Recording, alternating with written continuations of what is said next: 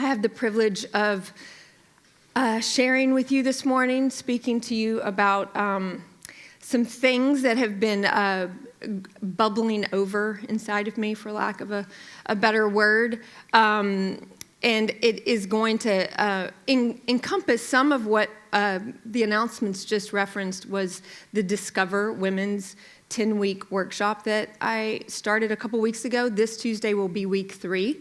And so we're only 2 Tuesdays in, but some of this will have to do with that. But let's read our text. It's going to be in 1 John, which is not Matthew, Mark, Luke, John. It's not part of the Gospels. It is 1 John, which is, they're tinier books towards the end of the New Testament. And I'm going to look at 1 John chapter 1, verses 5 through 7. And this is what it says. This is the message we heard from Jesus and now declare to you. God is light, and there is no darkness in him at all. So we are lying if we say we have fellowship with God, but go on living in spiritual darkness. We are not practicing the truth. But if we are living in the light, as God is in the light, then we have fellowship with each other. And the blood of Jesus, his son, cleanses us from sin. So this passage, when I told Tullian I was going to preach in 1 John, he was like, well, that's brave. Like, people don't like to preach in 1 John, which I'm ignorant to that, so I didn't know. So that's comforting. But it's usually this passage, I've heard it very few times actually preached, but I have read a lot of devotionals about this passage that have to do with this passage, and I've read articles and commentary about this passage, and it typically is sold to you as a verse that means you are either living as an unchristian person or a Christian person, or you are living as a good person or a bad person. It has some connotation of that. Well, like, you may not be a Christian if you're living in the darkness. And so this is always kind of set a little bit with me wrong, because I'm like, well, we just read all the Gospels, and we got from here to there, and this is what we learned about Jesus, the basic truths of what he's done for us in his life, death, and resurrection. And then we come to passages that get a little confusing. There are more books than just 1 John that are confusing in the New Testament and kind of confuse us as theologians. And so if we always consider context, it's always important to consider context. Context is king. And for 1 John, 2 John, and 3 John, again, they're like small books of the Bible. We know the author of 2 John and 3 John, but 1 John is a little out. We're not totally sure. It could be one of the disciples named John. It could be John the Elder, which is another person that lived during Jesus's time here on earth, and specifically during his ministry, the 3 years of his ministry. Whomever it is, they were with Jesus. They know Jesus. And now, in this context, this person is speaking to Christians, people who are like the second generation of people who are Christians, who know Jesus, who've been told about Jesus, who gather together in house churches and share the gospel. And there's been a crisis with these people. That sounds familiar. Like, that's all of our lives all the time. We're always in some sort of crisis as Christians and as humans in general. And so this author in 1 John is speaking to this group of people. And he's specifically, personally reminding them, this is the message we heard from Jesus. It's not hearsay. It's not something that we kind of like developed over the last few years. It's something we heard directly from Jesus. And they didn't just hear it, they witnessed it with their own eyes. This is a firsthand account of what we learned from Jesus, about his mission, about what he's here to do for us, what he was here to do for us, and what that means for us now. What it means for us now as we live. What does it mean? And so this is why he says, This is the message we heard from Jesus, and now we declare it to you. We're reminding you, because these are people that already know. These are Christians. God is light, and there is no darkness in him at all. Well, what does that mean? What does that mean? God is light, and there is no darkness in him at all. Well, there are certain ways that the Bible uses our English words. Light is one of them. Light can actually mean in the Bible illumination, like this light is so freaking bright, I feel blinded. Or it's kind of, the lights are dim back there. Like it can mean illumination, or it can mean, there are a couple of connotations that it can mean. But the one that we're using, that they use, that we're talking about today, light means truth. It means honesty, which changes everything in this. It changes everything about this passage. So when you look back at the original biblical Greek, this light that we're talking about means truth. So now if you read it, God is truth, and there is no darkness, there is no untruth in him. You could say God is honest, and there is no dishonesty in him. So we are lying if we say we have fellowship with God, but go on living in spiritual untruth, spiritual dishonesty. We are not practicing honesty. But if we are living in honesty and truth, as God is in honesty and truth, then we have fellowship with one another this way.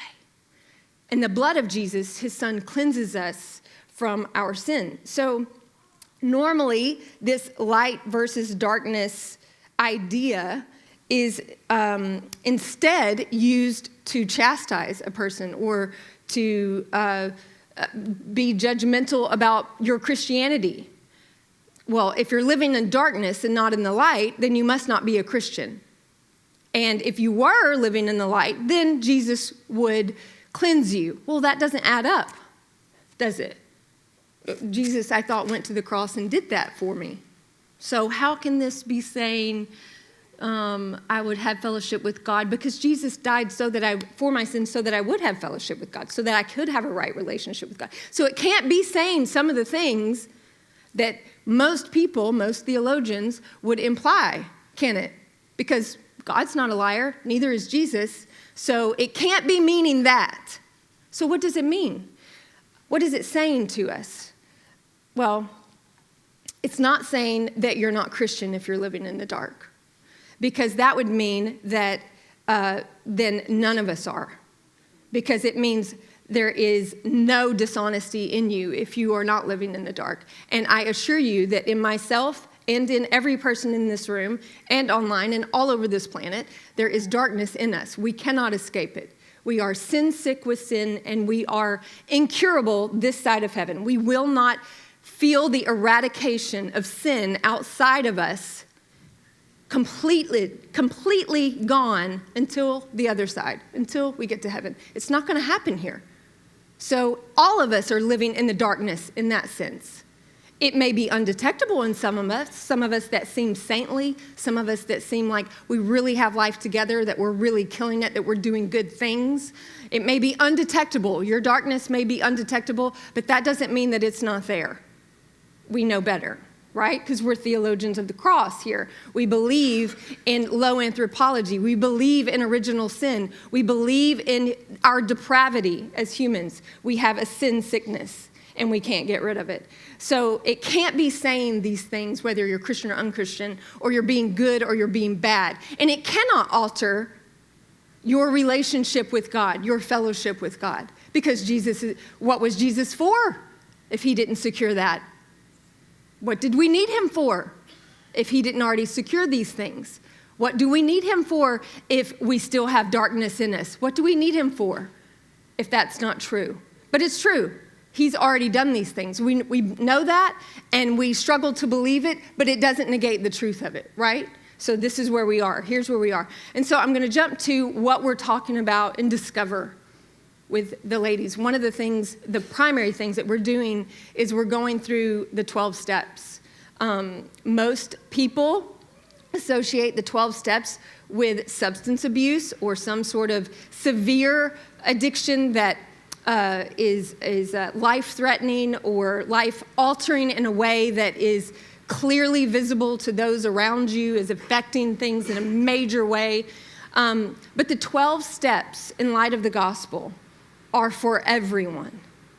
I have believed now since 2006 that the 12 steps are vital for every person, every human, young and old. The younger, the better, as you can understand it as a teenager, the better to start using these. They're biblical tools. They're actually tools that the Bible gives us. We just have them in a 12-step form. And I don't even like to use the word step because that feels like we're advancing. And really, we're not. We're just walking in a circle. And so if you want to say that you're advancing in your circle, well, have at it. But that's what we're really doing. So in Discover, we're talking about the 12 steps. And so week 1, we covered step 1, which is that we admitted that we're powerless and our lives to become unmanageable in a certain area or areas, which is really true. It's always multiple, but maybe we can only get to one place of admittance. And that's just step 1. And that's always the biggest step because we crave power.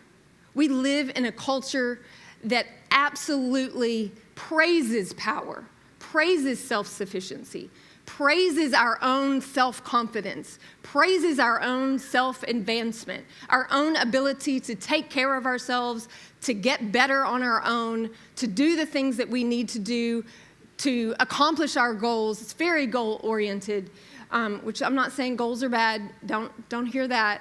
This is about our misappropriation of power and who really has it in all things, all the time.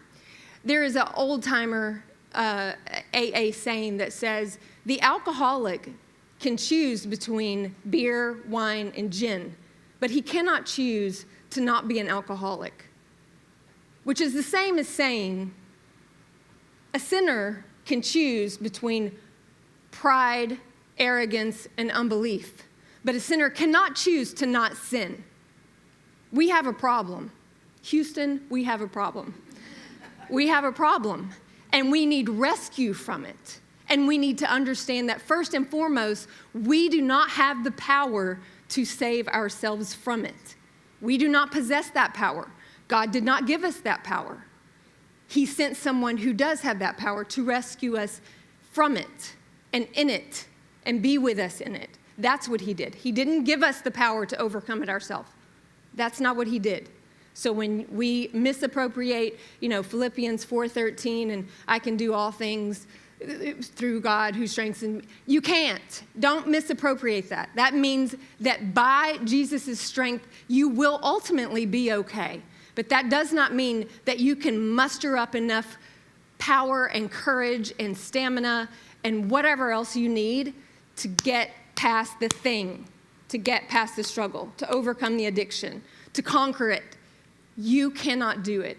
And so step 1 is an admission of defeat. Step 1 is an admission of powerlessness in the areas of your life that God will allow to become unmanageable, to show you how absolutely out of control you are. You do not have control over it.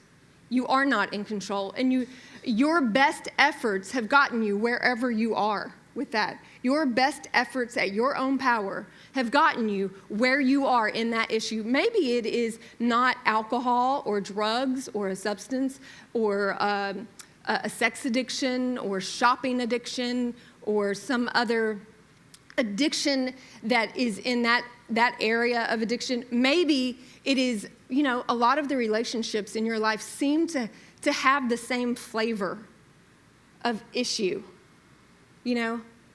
Does it seem like you're pushing, people are just like, they don't listen to you. They don't want to be around you. Why? Why is that? It's their problem. It's not my problem. It's obviously everybody else's problem. Why? What is wrong with that one person that you just can't get along with at work? What is going on there? Why do I suffer with worry and anxiety? Why do I suffer with any other emotional roller coasters of problem where my emotions cannot be steady and I can't just believe? Has anybody ever been able to, and obviously this is facetious, but have any of us ever been able to just will ourselves to the place that we want to get? Like, I don't want to fill in the blank anymore. I don't want to do this. And did you just will yourself to do it all by yourself?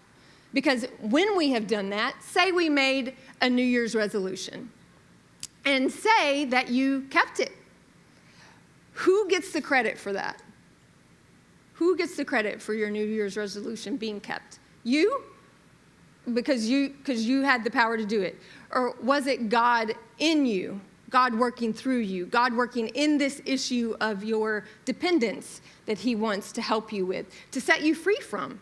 These places of slavery, captivity that we find ourselves are relational, they are emotional, they are physical, they are mental, they are spiritual for sure. And that's what this verse is speaking to. It's saying you need to be honest about yourself in light of what God has said about you, in light of what God says about Jesus and what he's done for you. He calls us to be honest, to be truthful about ourselves and our state, how we are. There's a quote by Socrates that says, "The unexamined life is not worth living." And I agree with that, but then I also don't agree with that. I believe life is still worth living, but unexamined, our lives typically, we're very ignorant. I mean that in the nicest way, to what's really going on. Ignorance is bliss, and it absolutely can be. Because then once you know things, certain things, you can't unknow them. You can't unhear them. And now I'm like, oh my gosh, now I know that I'm doing this. Now I know that I'm powerless. Now I know that this is true about me and true about the world and true about other things. Ignorance can be bliss. So examining our lives, finding the places that right now, if I asked you, what is the hardest thing that is in your heart and mind right now? What is the scariest thing that is in your heart and mind right now? What is the thing that you worry about, that keeps you up at night? What is the thing? And do you trust God with that? Do you trust that he has power over that and within that? Do you think that you can trust him with that thing, that person, that fear, that struggle, that shame, that place in you? Do you think that you can trust him with that? Most often the answer is no, and that's why we hold on tight to it, and we don't feel free in that area, that relationship, that place. We don't feel free in those areas.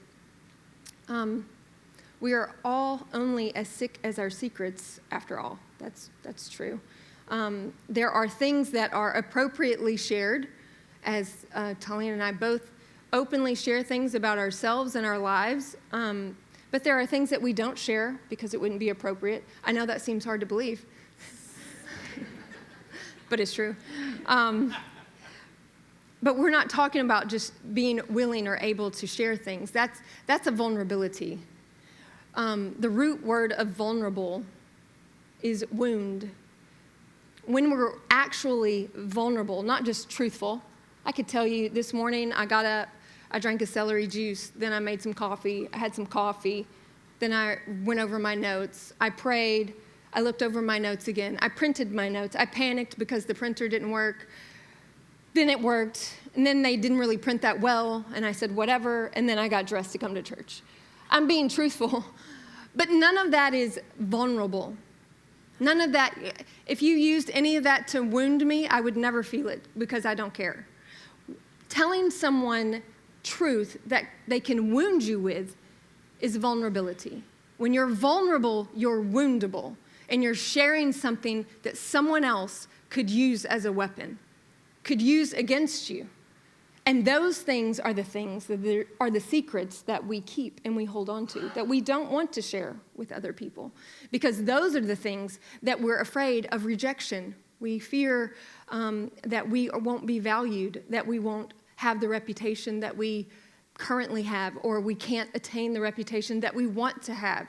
or that we won't be accepted in that group or by that person or by God. We worry mostly underneath all the worries that we're not right with God.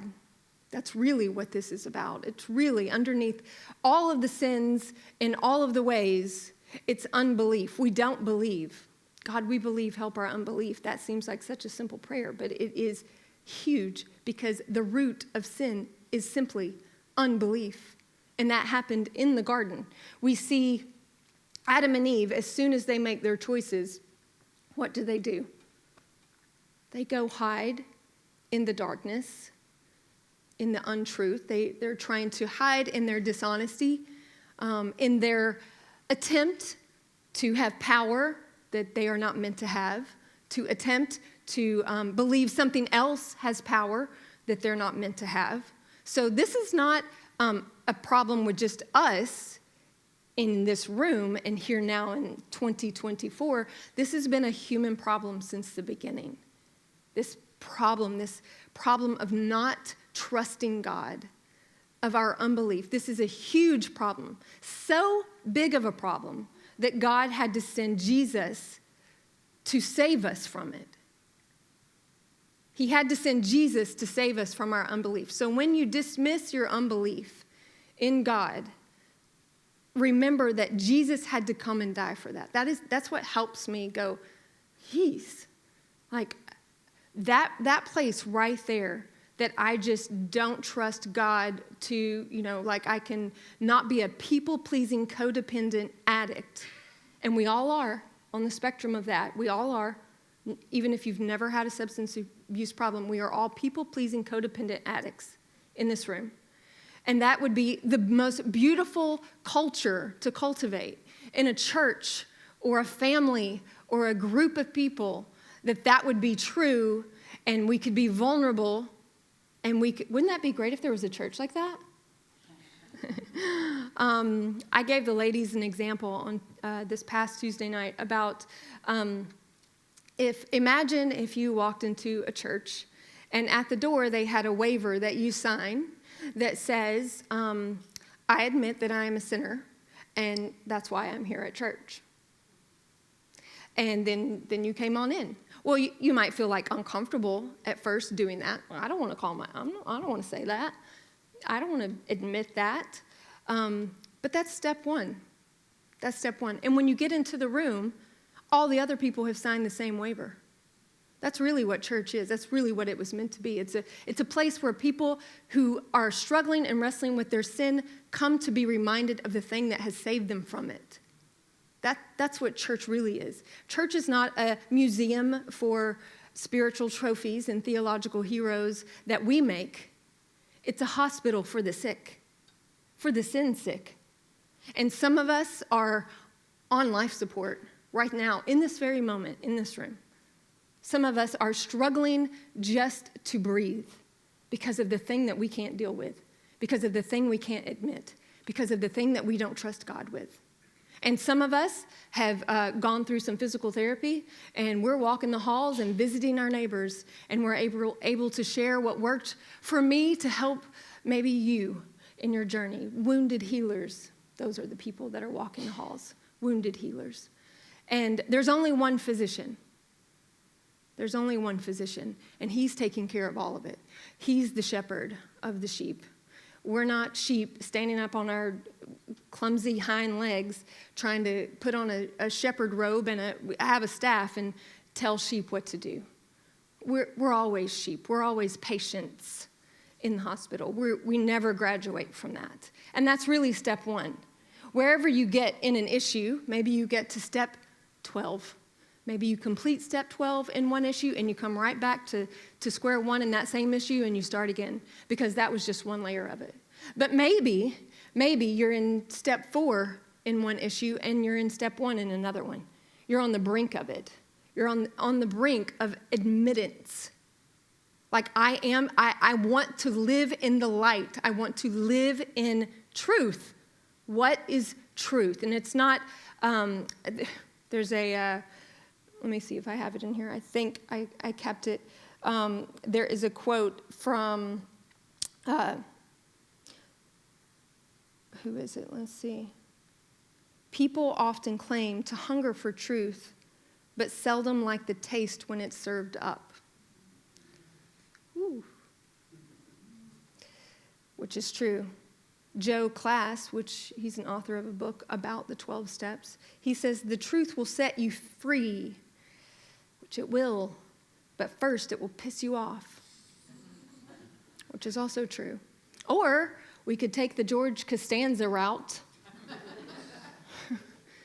of dishonesty and darkness. It's not a lie if you believe it. He's definitely living in the darkness. It's not a lie if you believe it, which is not true. I posted a quote from The Outsiders, which was the character of Ponyboy, which said, "I lie to myself all the time, but I never believe me." Which I was like, gosh, that's such a great line. I lie to myself all the time, but I never believe me. Are you trying to convince yourself of something about yourself, but you don't even believe it? I've been saying that this is true about me for 10 years, for 10 days, for 10 weeks, and I don't even believe me. It's so ridiculous. I don't even believe myself. Henry David Thoreau said, which was kind of profound to me, in Walden, says, "Rather than love, than money, than fame, give me truth." And I was thinking about that, I pondered that, and I thought, I want love, probably more than anything. Money would be nice, fame, don't care. Give me truth, but that's the best thing. Give me truth, give me someone who knows the truth about me and can be honest with me, and that I can be honest with, more importantly, that I can be truthful with. Give me a person that I share that with. There's nothing like that. You want to talk about the fellowship that he talks about? That's where fellowship happens. And I don't like the word fellowship. That sounds very Baptist churchy, Christianese. So if we are lying, if we are being dishonest about our truth, ourselves, where we are, and we say we have fellowship with God, but go on living in spiritual darkness, we are not practicing the truth. But if we are living in the light, we are living in the truth, we are living in that freedom of this place that we can be, as God is in the light, then we have fellowship with one another. That's where friendships are made. When you can tell the truth about yourself, you can have true friendships. It's a miracle, but it really is true. And the people that don't like your truth or don't want to hear your truth, that's okay. You don't have to be friends with them, and they don't have to be friends with you. And sometimes that's family. Sometimes that's your blood family. Sometimes that's your people that you came from. Sometimes it's your parents or your children or your siblings. That's where fellowship is, being honest with one another, surrounding each other in those moments where you're like, I'm here for you. I don't like it.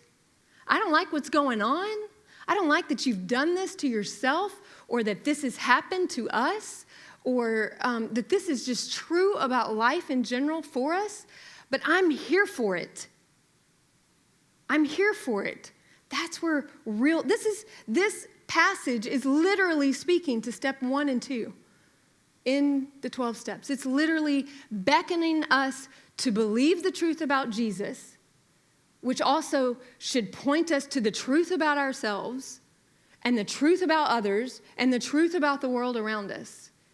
And we could live in that. And this author is reminding them, live in that truth. Live in that light. Live in it. If you don't, you are going to be a slave to your own dishonesty in the darkness, because you don't have to stay there. Jesus died for it. The door is open. The chains are gone. The price is paid, right? So there were people that were in this group of people called the deceivers, and they were speaking of an anti-gospel. They were saying things that were completely opposite of the gospel. And so there are people right now that maybe don't struggle with addiction, but maybe they are self-righteous in their posture as a Christian and saying, well, you need to act more like a Christian.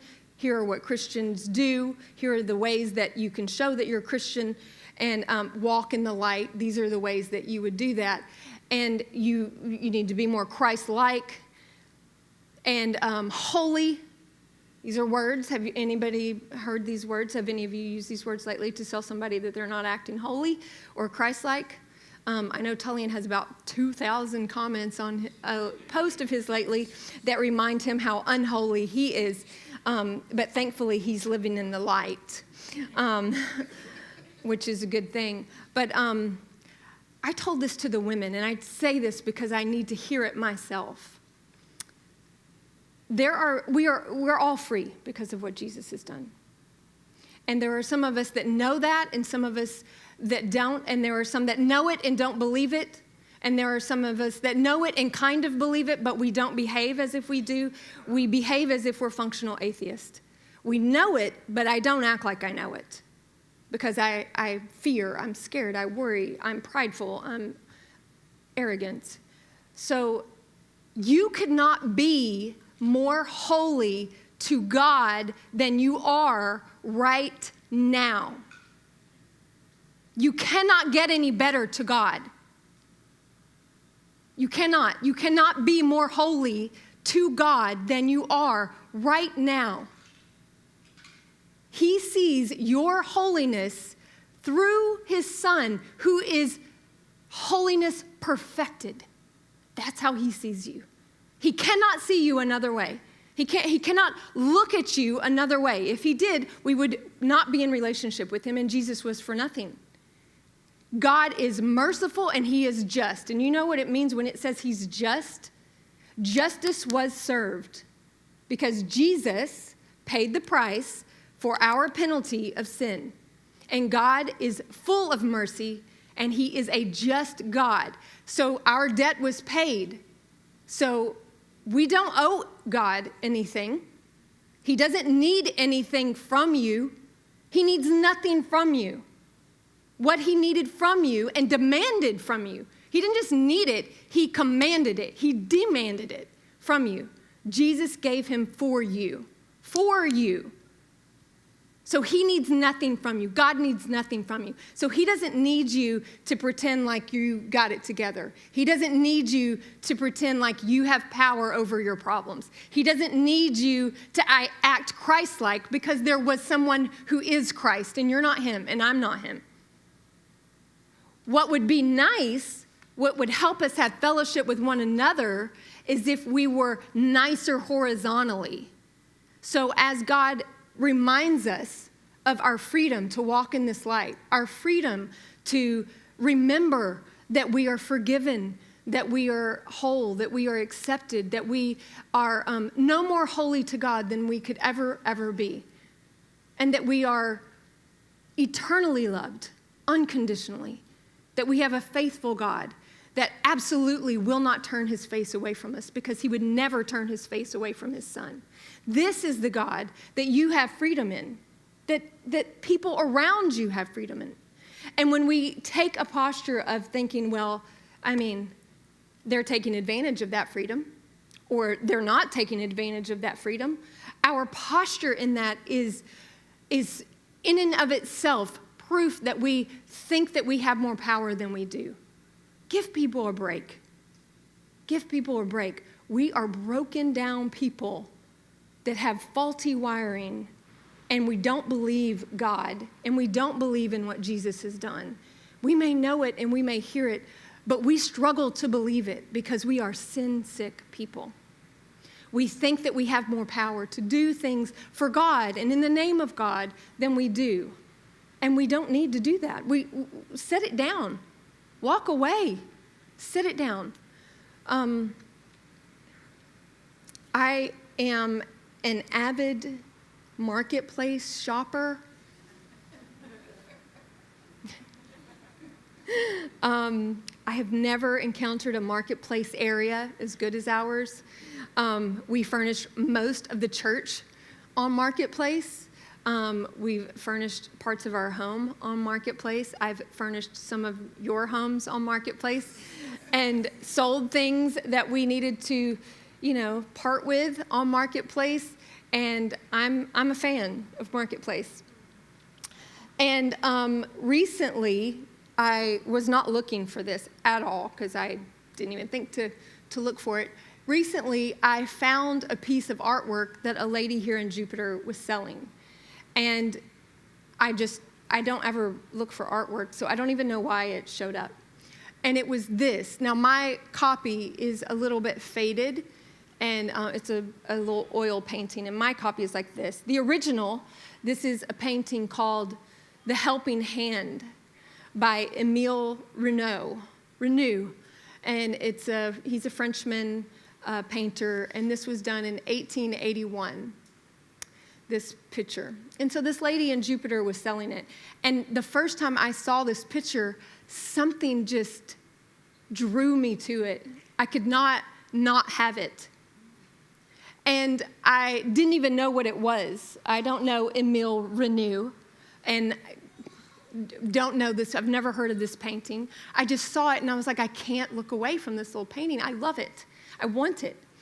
And it's called The Helping Hand because this is supposed to be a grandfather and a granddaughter.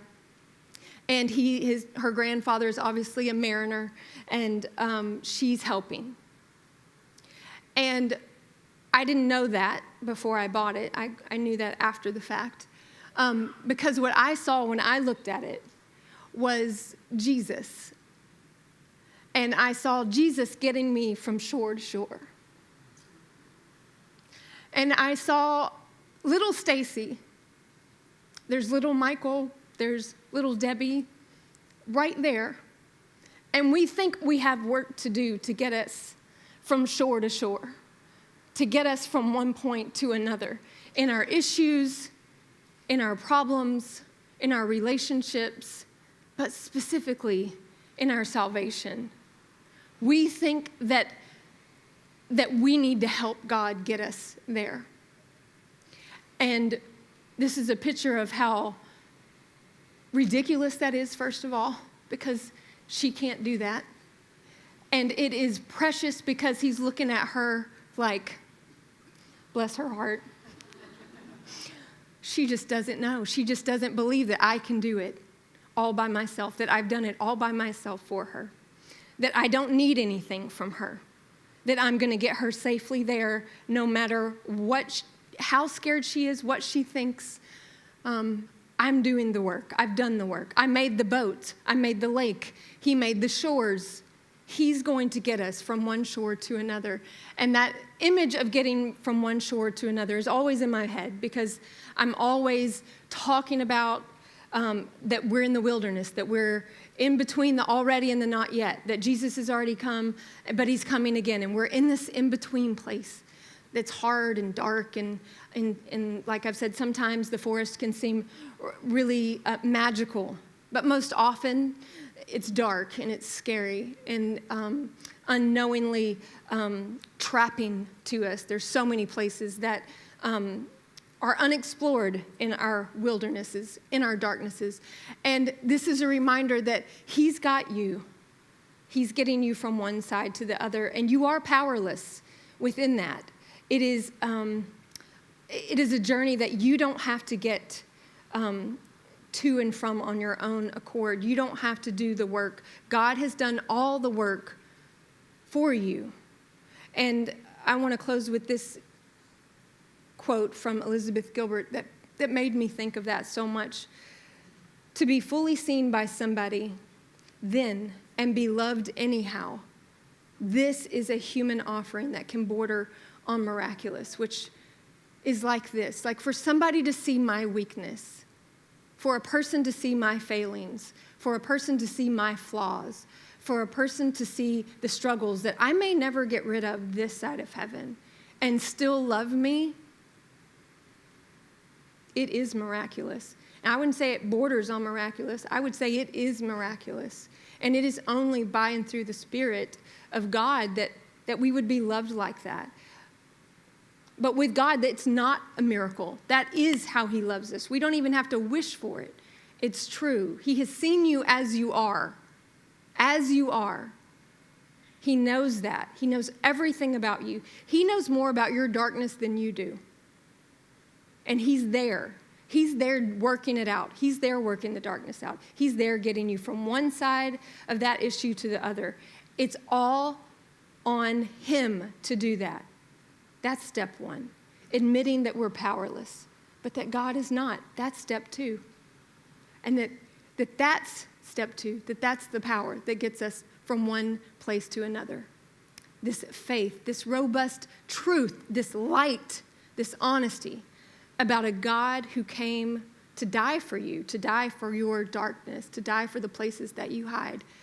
A God that loves you, accepts you, who knows you, who values you, who will never leave you or forsake you. He will never, ever quit coming after you. He will never, ever stop providing for you, even when it feels like he's not. Even when it feels like there's no power of his working within the situation. It's never true. We may feel that way, but it's never true. It's never, ever true. He's with you. He'll get you from shore to shore. And I would say the helping hand is really his. It's not, the child inside of you. It's the helping hand that is above all helping hands. It's God. He has you. He has the power to get you from where you are to where you need to be. And he'll see you through. Let's pray. Dear Heavenly Father, I pray that you would gently remind us today of your truth. God, it is true that you whisper to us in our pleasures, but you shout to us in our pains. And I pray that you would shout loudly to people that are in pain in whatever area they are struggling, wherever they have fear, worry, anxiety, strife, struggle, addiction, relational issues. God, I pray that you would shout loudly in those places of pain, reminding them, I love you. I am here for you. I will never leave you. I will never forsake you. I have done all of this for you because I want to spend eternity with you. God, remind us of your power. God, remind us of ours and the lack of it. Remind us of our limitations. Show us where they are. Help us have the courage to look at them, God, and just take one step to admit it. God, I thank you for grace. It meets us in the places we have error. God, I thank you for it. Help us to feel our need for your grace and bring it to you, to show it to you, to trust you with it. God, we love you, but it is so much better news that you love us, that you have loved us so well in the person of your Son, Jesus, and it's in his name that we pray. Amen.